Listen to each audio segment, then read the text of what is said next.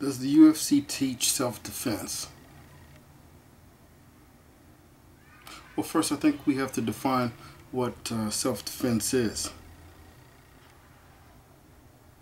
And what does the training in self-defense mean?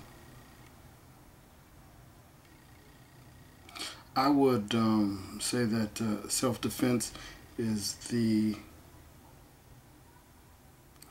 use of lawful force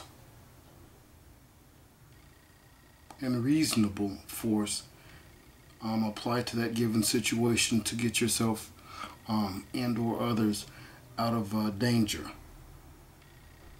or harm. So, what does training in self-defense entail?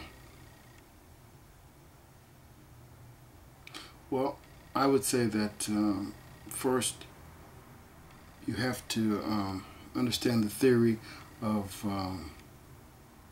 personal protection and the application of personal and self-protection. Then training in martial techniques, and then the understanding of the law and how it applies to the theoretical and practical use of self-defense, and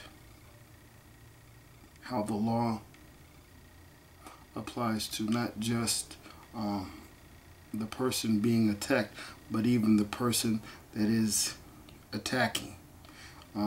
So a full understanding of the theory of self-defense, the application of it, and then the legal understanding of it, I think is all a part of learning and knowing what self-defense is. Now, I know with the popularity of MMA and the UFC, that a lot of the techniques that they use, are sound techniques, but the techniques are being applied to in a controlled environment, a controlled setting, with a referee, with rules and regulations, and with the understanding of that the person just wants to win the match so that they can receive a title and or money. So this isn't a life or death situation. Now, I can't take anything away from the MMA fighters. They train hard. Most of them know their techniques very well, but there's a difference between that and self-defense. Like I stated, that they're in a controlled environment. Self-defense is a lot more than just being able to work a given technique. Like I stated also, is that understanding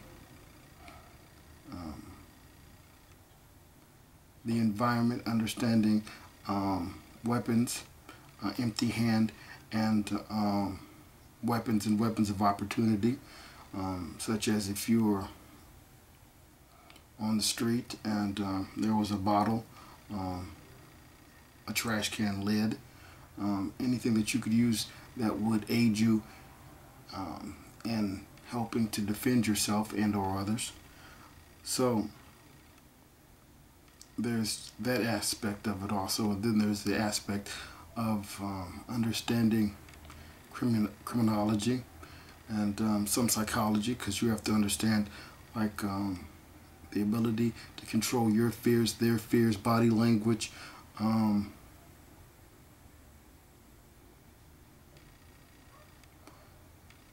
and also understanding how your fears may keep you from acting or reacting the way that you need to act in that certain circumstance. And as for the training, you would have to also train in a situation where that you are under duress, so that if you choose to defend yourself by using a weapon of protection, firearm, you would have to be able to get to that firearm, to be able to use that firearm under a high pressure situation. So self-defense entails a lot more than just being able to do a given technique. So I think. And that's just all I wanted to say about that. And I appreciate any response or other people's opinions on this. And thanks for listening.